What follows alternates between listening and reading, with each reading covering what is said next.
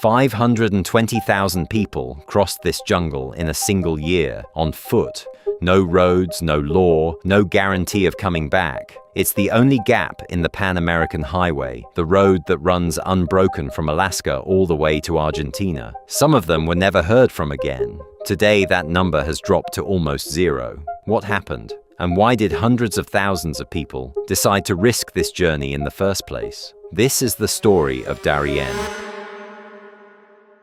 To understand why people risk their lives in this jungle, you first need to understand what it actually is. The Pan-American Highway is the longest road in the world, nearly 50,000 kilometers counting every branch. It connects Alaska to Argentina. Through Canada, the United States, Mexico, all of Central America, an unbroken ribbon of asphalt, except in one place. Between Panama and Colombia stretches 100 miles of dense mountainous jungle, swamps and rivers where no road has ever been built. This is the Darién Gap. The last serious attempt to build one collapsed in the 1990s, when the governments of Panama and Colombia blocked the project over fears it would open a new drug smuggling corridor between the continents. Cost, terrain, environmental opposition, all of that stood in the way too. But it was the fear of the cartels that finally buried the idea for good. So Darién remained what it had been for thousands of years, one of the most impenetrable and dangerous regions on Earth.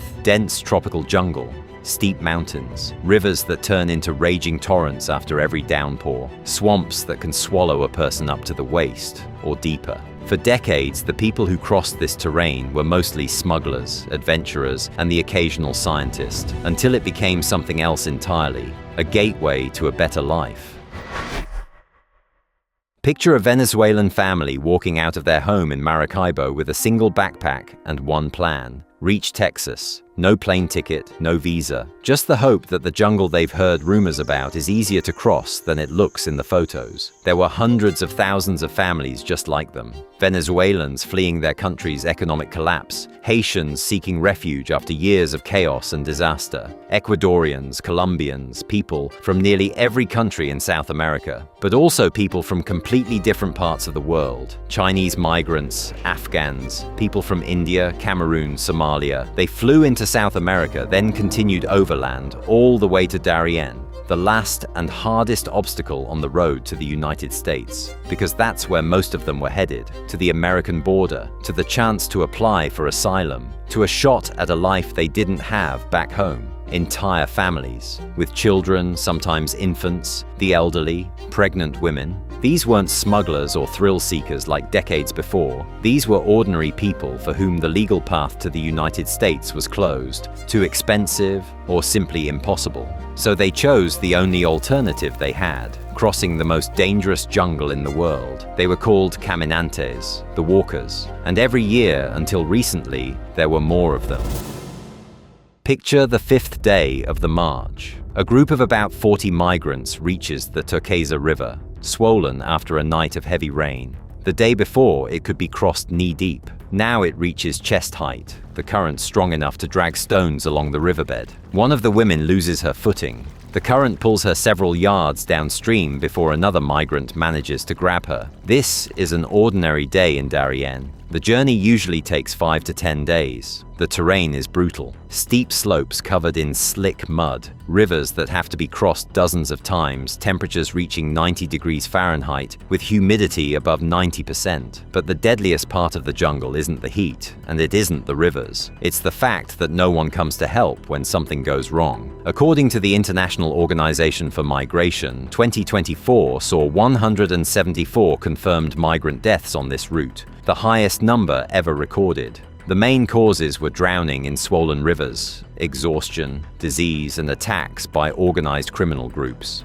But those numbers are just the tip of the iceberg. Humanitarian organizations estimate the real death toll is far higher. Hundreds, maybe thousands of people have vanished in this jungle without a trace, their stories never officially recorded. This isn't just a jungle, it's a place where the law simply stops existing. Every step through this jungle comes with a price. Literally, Darién has been controlled for years by the Colombian Clan del Golfo, one of the most powerful drug cartels in South America, and migration has become a business for them worth more than plenty of legal industries. The system runs like a well-organized company, except one built on human desperation. For entry into the jungle alone, a so-called revolutionary tax, the cartel collects around $125 per person, and that's just the beginning. Boat transport from Colombian ports costs another $40 to $50. A guide, food, water, even a tent for the night. Everything sold at inflated prices at every stage of the journey. The total cost of crossing ranges from $400 to over $1,000 per person. And not everyone pays the same amount. Those with fewer resources, often Venezuelans and Haitians, take the cheapest, hardest routes. A trek on foot lasting 7 to 15 days through the worst terrain. Those with more money, migrants from China willing to pay as much as $2,000, can buy a VIP package, a faster route by sea, a shorter, safer walk. Even hell has an entry fee and its premium options, but paying doesn't guarantee safety. Inside the jungle, other groups operate, robbing migrants of what little money, phones, and valuables they have left. There have also been reports of kidnappings for ransom, when smugglers realize a migrant's family in the United States might be able to pay more. There's no police there, no law, just the jungle, the cartel, and people trying to make it through alive. Getting out of the jungle doesn't mean the journey is over. It means a new one begins. Those who survive Darién arrive in the Panamanian village of Bajo Chiquito, where they board wooden boats heading further inland. From there, government buses take them, for another fee, straight across all of Panama to the border with Costa Rica. That's just the start of a journey stretching 4,000 to 5,000 kilometers through 6 more countries before they even reach the United States border. Nicaragua charges its own steep entry fees. Mexico becomes the longest and most dangerous stretch. Some migrants climb onto the roofs of moving freight trains known as La Bestia to bypass checkpoints. Others fall into the hands of Mexican cartels controlling those same routes. And at the end of that road, the United States border. Not a guarantee of entry, only a chance to apply for asylum, followed by months, sometimes years, of waiting for a decision. For many, this entire journey, Darién, Mexico, the border, takes not weeks but months, sometimes over a year, and there's no guarantee that what's waiting at the end is what they risked their lives for. Deportation, rejected asylum claims, years in legal limbo, unable to work legally, with no certainty about tomorrow. Darién isn't the worst part of this journey because it's the only hard part. It's the worst because it's the first test, a test of whether you even have a chance of making it through the rest.